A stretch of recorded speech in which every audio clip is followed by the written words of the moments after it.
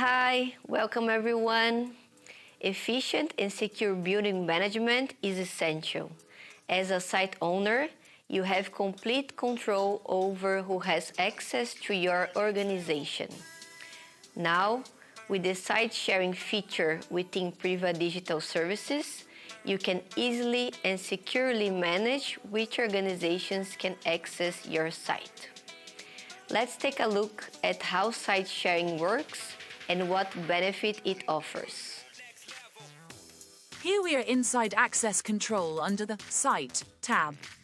Here you can see all the sites owned by my organization. If we go to the left side, you see Site C, Amsterdam, below.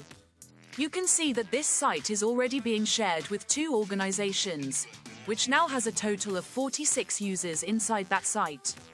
This organization has 8 users and 1 application, which means 1 API.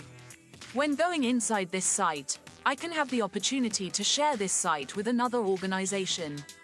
This could also be a partner, for example, to perform some maintenance in that site. Here I can choose which organization can have access to my site. In this specific case, it's a known organization.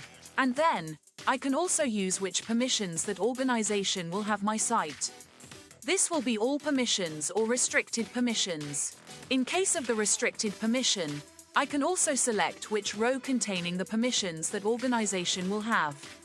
In this case, I only want installation and maintenance, and after that I can share and send the invitation. And all the users will get that invite.